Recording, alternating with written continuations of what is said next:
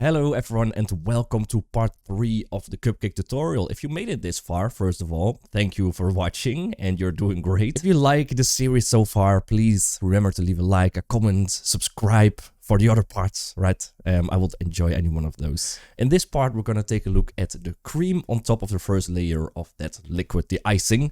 And we're gonna make this one a little bit more procedural. So we're gonna work in geometry nodes and I'm gonna show you some nice tips and tricks that you can use in your geometry node adventure, right? So let's dive right in. Alright, so next up we have a layer of, what is it called? I keep calling it foam. It's just gonna be foam, okay? So how do we add that? This is going to be the most difficult shape that we have here. Alright, and the way I'm going to set this up is with geometry nodes. And you will see why, okay? Let's open up a new window. Move your mouse to the top right, drag it to the left, and set this to be a geometry node editor. Move this to the right. There we go, and hit new. Now, a geometry node setup is an input connected to an output geometry. And anything you do in between here will change your mesh. It will deform, it can add new stuff to your mesh, it can delete things from your mesh. There's a lot you can do here, alright? So that is what we're gonna be doing now, alright? So what I wanna do is I want to add a new object on top of our liquid, right? So let's just start with an object. And the fun thing is, in geometry nodes, it doesn't really matter what object that is going to be, right? So for this sake, I'm going to hit Shift A and let's add, doesn't matter, no, we can just add a cube. Let's hit new on my geometry nodes and let's just separate this right there. Right, the reason why we can add whatever we want is because, funnily enough, the input geometry does not have to be used at all, right? So we can have a cube here. It's not a cube. We can just name this to be foam, right? Foam. There we go. And now we can just create our foam within this node setup, a little bit like Houdini, perhaps. So we can now just hit Shift A and find something that resembles that piece a bit better. And all this is pretty much is a spiral shape that moves up with a profile that makes it look like, well, what is it? Like a star, I guess, and that rotates around with the spiral. So what we need is a spiral curve and a profile object and get that in the shape we want, right? And that is actually easier as you may think. All right, so in our geometry nodes, we are going to press Shift A, and just find a spiral, curve spiral, and connect that to our geometry output, right? So we already have a spiral, but it's a little bit the wrong way around, I'd say. So we want the start radius to, let's say, 1 meter, and the end radius to be about 0.5 perhaps. The height, I'm going to crank this down to about there. And let's also just press G and Z to move the entire thing up a little bit, like this perhaps.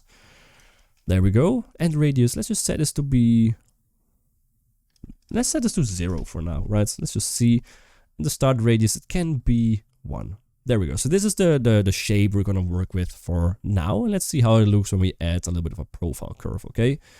So now that we have a spiral, we can actually add a curve to mesh. Shift A, curve to mesh.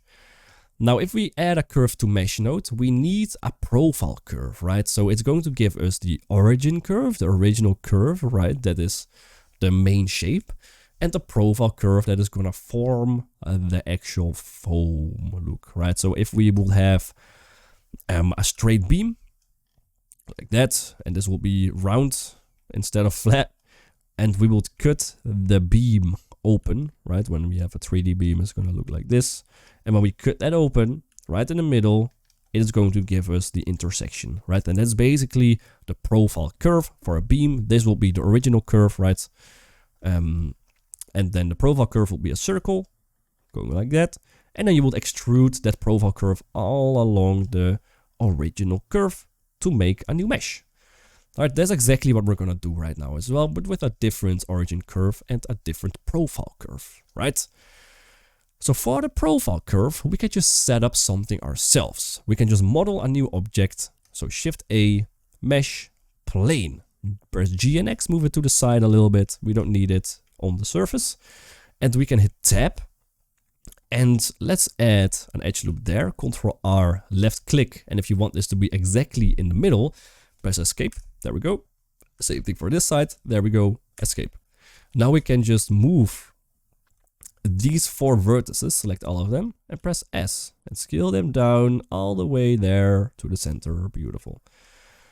Alright, so this is our new profile shape. Now the thing you need to know is that when you want to create a new mesh from a curve, the profile shape also has to be a curve. Okay, so this is a mesh. So let's change this to a curve. When you want a curve, you don't want any faces. So let's start off with deleting the faces. So select all of them, delete only faces. Or no, just do only faces. And then 2, select the edges as well, delete only edges and faces. We could have also selected that probably. And then just go to object mode by pressing tab, object, convert to curve. Now this is a curve. Let's name this profile. Then in our geometry nodes, let's drag this out to an object info and set this to be our profile. There we go. Now this is looking a little bit big though, right? So how do we change that? Well, the way to change the radius of your profile curve is to hit Shift A, set radius, set curve radius, and crank that in between your original curve, the spiral in this case, and the curve to mesh node, right? So now we can actually set the radius of our curve. There we go, quite nicely. And now we can actually see how thick we want this to be according to reference image, and also how high we want this foam layer to be, something like that perhaps. Now this looks very boring, it doesn't rotate or anything, so how do we change that? Well, it's quite fun actually. We can hit Shift A, and like we added the set curve radius, we can also hit Shift A and find a set curve tilt, right there. And then we can rotate the entire curve. Now I don't want to just rotate this all at the same level, but I want to rotate this according to how far along the curve this is, right? Which will give us that nice twisty spiral part, okay? So to do that, we need the information of the curve that describes how far along a curve a point is, all right? And that is done with Shift A, a spline parameter. And this has a vector output from 0 to 1. Let's say this is a curve. This is the start, S. This is the end, E. Then this will give us a factor of 0. And the end will give us a factor of 1, right? And that is this output. And this describes exactly how far along a point is on a curve, right? Which means that if we connect this to the tilt, right? The start of our curve has a tilt of 0 and the end has a tilt of 1. So let's connect that up and see how it looks. All right, and then we can hit Shift A and find a map range node and connect that in between. And what the map range node is going to do, it is going to change a value to a new value range, right? So this is going to start from a range of 0 to 1, right? Like the vector of this curve, 0 to 1.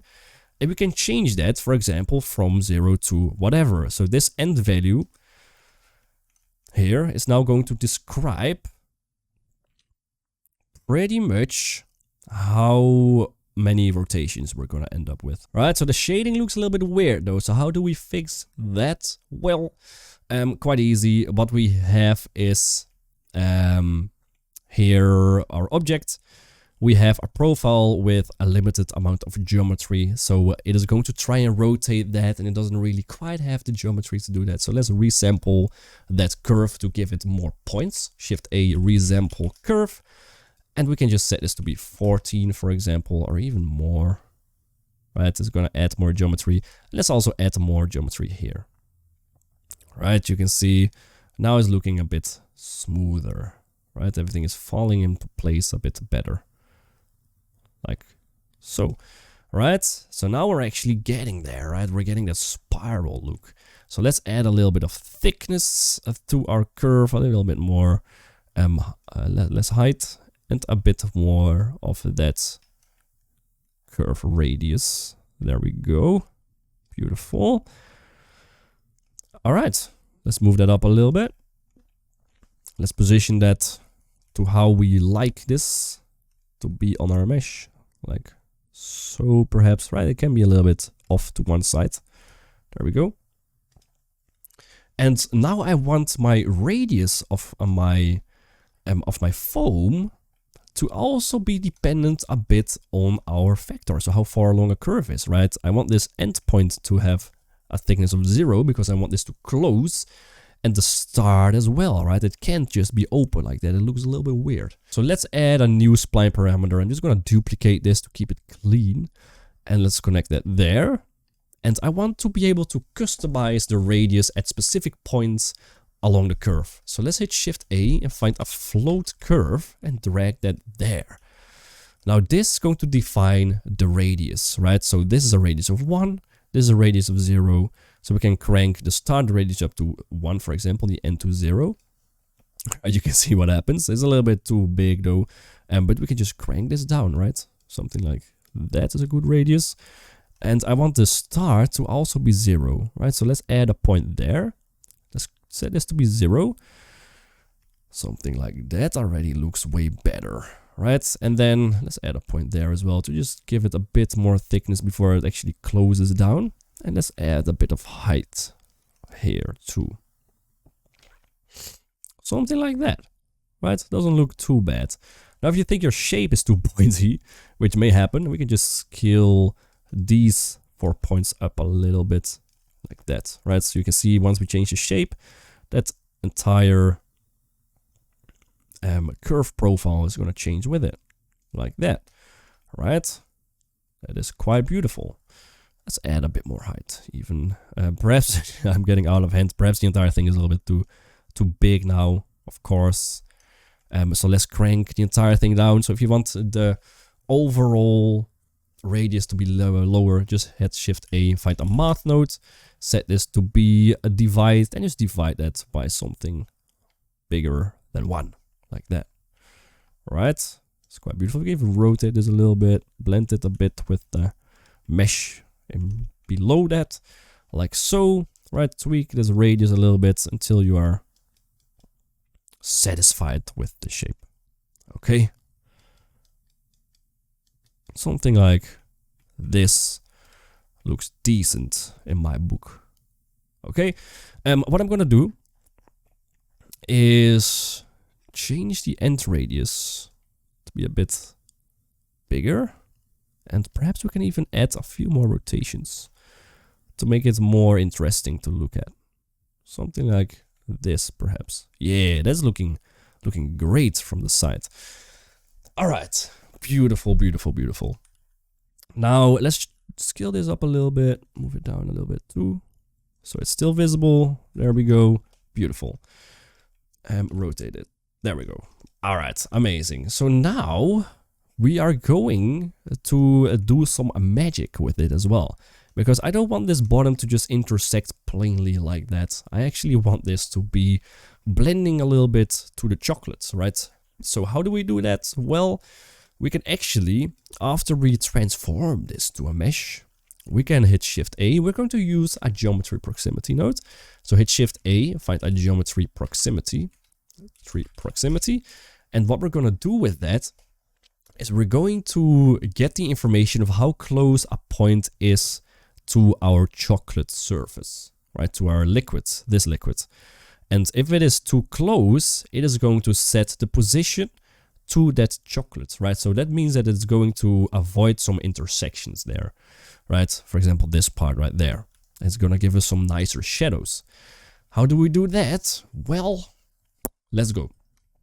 We're going to hit Shift A, Object Info, and we need the object info of this piece of liquid. So F2, rename this to base liquid. Then this one, change to a base liquid, set to relative, and connect the geometry to the proximity. So now it's getting the information of the liquid proximity data, right? So how far away a vertex is to that mesh. And now we can hit Shift A, set position. There we go. And we can set the position of our foam to the position of the proximity, right? That means it's going to shrink wrap the entire mesh. Okay, I don't want to shrink wrap everything, but I just want to shrink wrap those bottom pieces that are too close to our liquid, right? So how do we do that? Well, we do Shift A and find a vector mix or mix vector. And we want to mix our vector with the position that it has currently, right? So drag this out to a position node, and the current position is basically the position that we have if we did not have this position node, right? It's the position before the set position, so the intersecting positions, right? So we want a mix between that, because the top of this foam can just stay exactly the way it was, but the bottom part we want to avoid that intersection a little bit, right? So how do we define where that split is going to be? Well, we're going to do that with the distance of the proximity, right? Because the closer it gets to that liquid mesh, the more it should actually shrink wrap to that mesh, if that makes sense. So connect the distance, there we go, and find Shift A color ramp and drag that in there between the distance and the input vector. And you can see what is happening, right? So the farther I drag this along, the more our foam is disappearing into that shrink wrap. Right, so you can see that we're already getting better shadows there. Let's move this up a little bit so it's on top of the mesh. There we go, looking a little bit better already. And what we can do as well is find Shift A blur attributes, right? And we can connect this there, set this to be a vector, right? And we can blur our set position a little bit, right? And that is basically going to mean that it's going to be a bit smoother everywhere, right? Something like that. Looking quite nice indeed. If I mute this, right, you can see sharp edges there at the bottom. Unmute this, it's a bit smoother. Alright, looks quite beautiful. Alright, that has been a part 3 of the Cupcake tutorial. I hope you enjoyed that one. If you did, please leave a like, a comment, subscribe. I'll enjoy any one of those, and then I'll see you in the next one. Cheers!